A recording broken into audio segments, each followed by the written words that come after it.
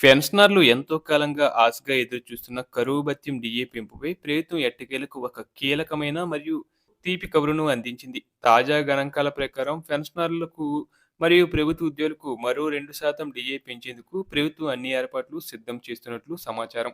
ఈ పెంపు జనవరి 1, 2026 నుండి అమల్లోకి రాబోతుండటంతో ఇది పెన్షనర్లకు నూతన సంవత్సర కానుకగా మారనుంది. ఇప్పటికే ఒక డీఏ మంజూరు కాగా పెండింగ్‌లో ఉన్న మరో డీఏపై కూడా ప్రభుత్వం సానుకూల నిర్ణయం తీసుకోవడంతో పెన్షనర్ల కుటుంబాల్లో హర్షం వ్యక్తమవుతుంది. పెరుగుతున్న ధరల దృష్ట్యా ఈ ఆర్థిక వెసులుబాటు వారికి ఎంతో ఊరటనిస్తుంది. గతంలో పెన్షన్ కోసం 60 ఏళ్లు నిండిన వారు ప్రభుత్వ కార్యాలయాల చుట్టూ కాళ్లరిగేలా తిరగాల్సి వచ్చేది. కానీ ఇకపై ఆ కష్టాలకు చరమగీతం పాడుతూ ప్రభుత్వం విప్లవాత్మక మార్పులు చేపట్టింది. వృద్ధులు ఎలాంటి ఇబ్బందులు పడకుండా నిర్దిష్ట గడువులోగా పెన్షన్ మంజూరు చేయడం ఇప్పుడు ప్రభుత్వ బాధ్యతగా నిర్ణయించారు.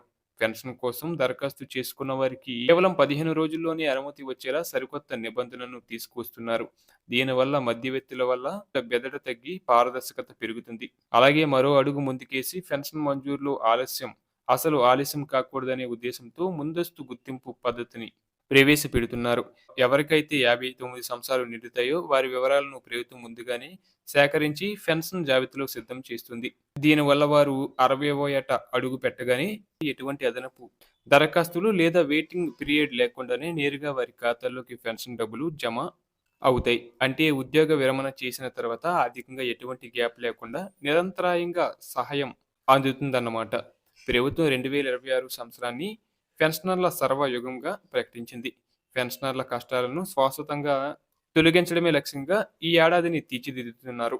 ముఖ్యంగా లైఫ్ సర్టిఫికెట్, జీవన ప్రమాణ్ సమర్పించడం వంటి పనుల కోసం సీనియర్ సిటిజన్లు ఎండలో, వానలో క్యూ లైన్లలో నిలబడాల్సిన అవసరం లేకుండా ఇంటి వద్దకే వచ్చి సేవలు అందించేలా ప్రత్యేక ప్రణాళికలు సిద్ధం చేశారు.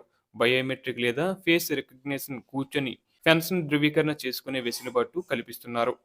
చాలా మందికి ఈ కొత్త నిబంధనల గురించి తెలియక ఇబ్బంది పడుతుంటారు. కాబట్టి వీటి గురించి తెలుసుకొని అప్రమత్తంగా ఉండండి.